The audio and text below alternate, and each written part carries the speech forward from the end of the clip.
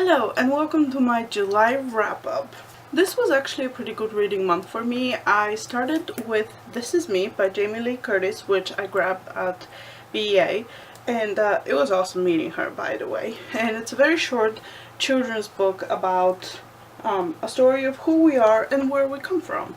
And it basically starts out in a classroom and they're talking about the places that they come from, and if they had to move and go somewhere else, what would they fill their suitcase with? And then it goes through like all different kids and what they would bring in their suitcase. There's an Elena one which I thought was pretty cool, but yeah, I thought it was oh, and also there's a suitcase at the end that you can fill with the stuff that you would bring if you were to move to a new country. And the funny thing about this is that I actually did that. I had to, at the age of 17, I had to pack up my life in Bulgaria and move to the US, which is where I am now. And it's been an amazing journey since, and I mean, I know it's a kid's book, it's not very long, but it did have some very, like, big things that kind of connected with me, and I really enjoyed it. It's definitely a good read if you have a kid in your life, and it's awesome, so you should definitely check it out. Next up, I finally read Becoming Jinn and Circle of Jinn, which is a duology by Laurie Goldston, and I really like these. They're basically the story of a 16-year-old girl who is about to become a jinn. I mean, no, wait, she is a jinn. It's just on her 16th birthday, her jinn magic kind of activates. So she has to start granting wishes, and she doesn't want to. She wants to be a normal teen, and she has to cope with the fact that, well, there's no other way to do stuff, really. And there's some pretty cool perks to having magic and doing stuff. So I really enjoyed them, actually. They were pretty awesome, and because I have both of them, this one just recently came out, I was able to read them back to back, and I love doing that, and that's a duology done. Now, Becoming Jinn is set in the US. It has some, like, Arabian-ish touches because of the whole cultural thing, and there were a lot of cultural stuff in it, which was pretty awesome.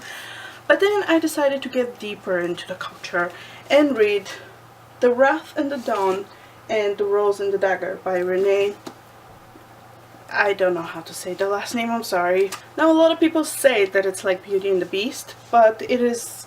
yes, there is that element of it, but it's more of a retelling of 1001 Nights, and that is a story that I haven't read since I was a kid, so I don't remember much of it. Like, I remember general things, but I really liked this story as well. It was pretty interesting, and this one was set in the actual, like, place, so it had a lot more cultural stuff, and it was very, like, deeply involved in the culture, even though it's obviously fiction, but it was very detailed, which was pretty amazing because you could get right in that world, and you want that in a book in order to enjoy it. I mean, not necessarily, but it helps a lot. Anyway, I think it's a duology actually, so that's another duology done, but I definitely recommend them.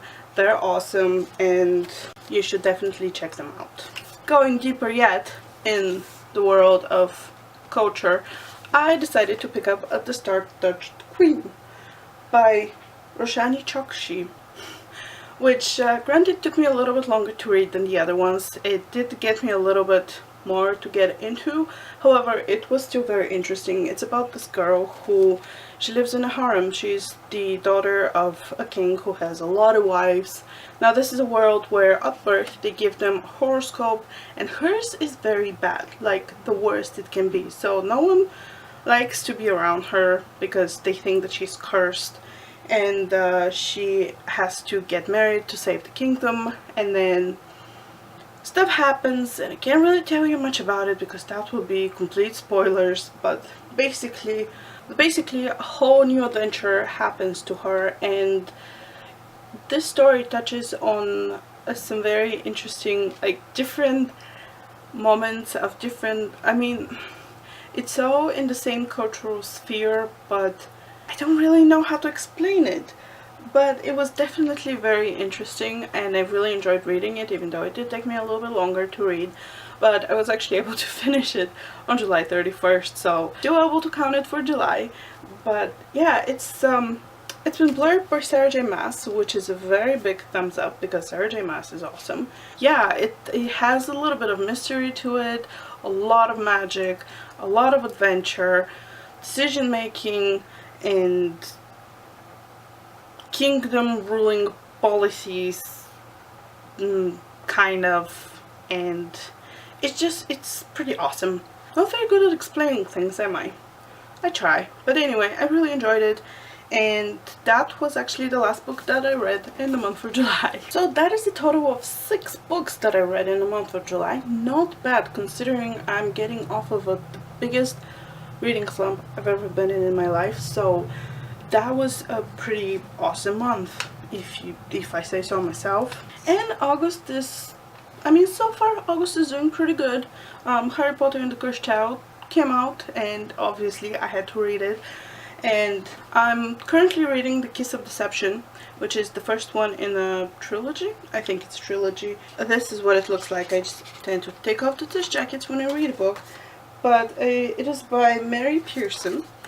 And I haven't really gotten very much in. I just started reading it yesterday and I didn't have much time to read. But I've gotten only like 30 pages in, which is not a lot, and they're pretty big books. The reason I started reading this is because the third and I think final book in the series came out yesterday. It's about this big. It's actually right here. It's about this big. And I just decided that now that I have all 3 of them, I can read them. So that's what I'm doing. Anyway, that's it for now.